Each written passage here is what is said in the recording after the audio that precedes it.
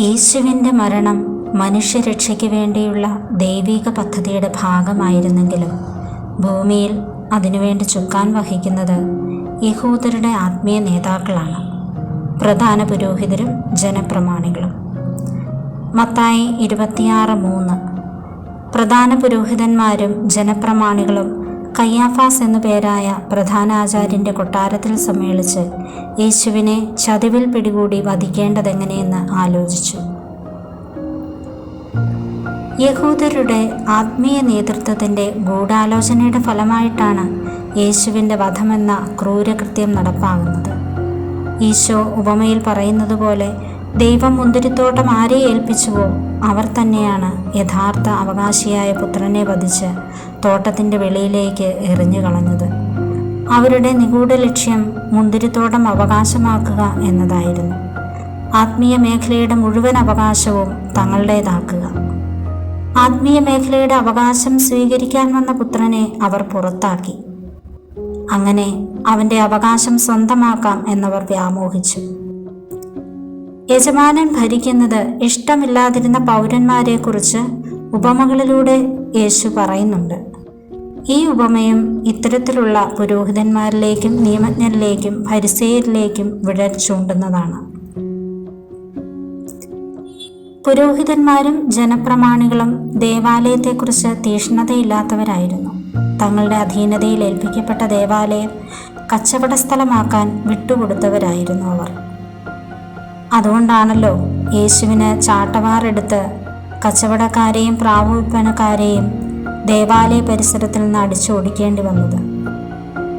ദേവാലയം പ്രാർത്ഥനയ്ക്കും ദൈവദർശനത്തിനും എന്നതിനപ്പുറം കച്ചവടത്തിനും വിനോദത്തിനുമുള്ള അവസരമായി പ്രദർശിപ്പിച്ച് ദൈവജനത്തെ വഴിതെറ്റിക്കാൻ ദുഷ്പ്രേരണ നൽകുന്ന ആത്മീയ നേതൃത്വങ്ങളായിരുന്നു അവർ.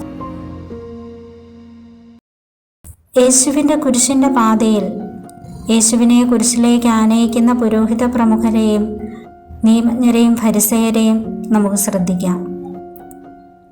യേശു തന്നെ ഇവരെ കപടനാട്യക്കാരെന്നും വെള്ളയടിച്ച കുഴിമാടങ്ങളെന്നും അന്ധരെ നയിക്കുന്ന അന്ധർ എന്നുമൊക്കെ വിളിച്ച് വിമർശിച്ചിരുന്നു. ഇതും യേശുവിനോടുള്ള അവരുടെ ശത്രുതയ്ക്ക് കാരണമായിരുന്നിരിക്കണം. യഥാർത്ഥ സത്യത്തെ തുറന്നു കാണിച്ചപ്പോൾ രാത്രിയിൽ സത്യത്തിൻ്റെ പൊരുളന്വേഷിച്ച് യേശുവിൻ്റെ അടുത്തെത്തിയ നിക്കോദേമോസ് എന്ന യഹൂദ റബ്ബിയെയും അവരുടെ ഇടയിൽ നമുക്ക് കാണാം. സത്യത്തോട് തുറവി പ്രദർശിപ്പിച്ച നിക്കോദേമോസ് യഥാർത്ഥ പ്രകാശത്തിൻ്റെ അടുത്തേക്ക് വന്നു എന്നതാണ് അവൻ്റെ മഹാത്മ്യം.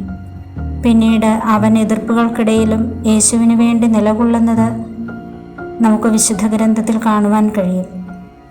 പ്രകാശം ലോകത്തിലേക്ക് വന്നിട്ടും പ്രകാശത്തേക്കാൾ അധികമായി അന്ധകാരത്തെ സ്നേഹിച്ച പുരോഹിതരും നിയമജ്ഞരും ഫരിസേയരും യേശുവിനെ വധിക്കുവാൻ ചുറ്റുവട്ടങ്ങൾ ഒരുക്കുകയാണ് ചെയ്യുന്നത്.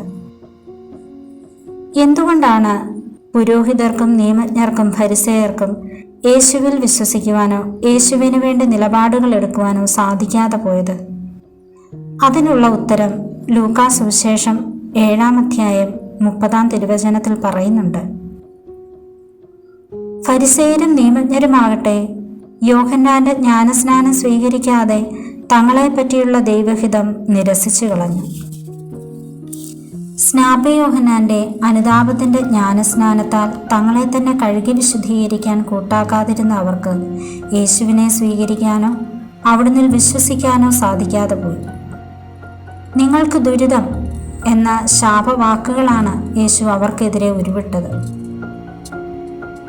പരിശുദ്ധാത്മാവിൻ്റെ പ്രചോദനം സ്വീകരിച്ച് ദൈവഹിതമനുസരിച്ച് തങ്ങളുടെ അജഗണങ്ങളെ നയിക്കുന്നവരാണ് യഥാർത്ഥ ആത്മീയ നേതാക്കൾ. ദൈവഹിതത്തിനോ പരിശുദ്ധാത്മാവിൻ്റെ പ്രചോദനങ്ങൾക്കോ പ്രാധാന്യം കൊടുക്കാതെ സ്വന്തം ഇഷ്ടപ്രകാരവും സ്വാർത്ഥ താല്പര്യങ്ങൾക്കു വേണ്ടിയും ദൈവിക സംവിധാനങ്ങളെ ഉപയോഗിക്കുന്നവർ യഹൂദ നേതൃത്വങ്ങൾക്ക് തുല്യരാണ്. ഈ കുരിശിൻ്റെ പാതയിൽ ഈശോയ്ക്ക് മുമ്പിൽ നേതൃസ്ഥാനം വഹിക്കുന്ന അധികാരസ്ഥാനം വഹിക്കുന്ന യഹൂദ ആത്മീയ നേതൃത്വങ്ങളെക്കുറിച്ച് ചിന്തിക്കുമ്പോൾ ഈ സ്ഥാനത്ത് നിൽക്കുന്ന അധികാരം കയ്യിലേന്തുന്നവർ തങ്ങളുടെ അധീനതയിൽ ഏൽപ്പിക്കപ്പെട്ടിരിക്കുന്ന അജഗണങ്ങളോട് ഏത് നിലപാടാണ് എടുക്കുന്നത് എന്ന് ചിന്തിക്കാം. സത്യത്തെ കുരിശിൽ തറയ്ക്കാനാണോ? സത്യത്തിനു വേണ്ടി ദാഹിക്കുന്ന എളിയവന് വേണ്ടി അവസാന നിമിഷം വരെ പോരാടി വിജയം നേടിക്കൊടുക്കാനാണോ അധികാരം ഉപയോഗിക്കുന്നത്? ചിന്തിക്കാം.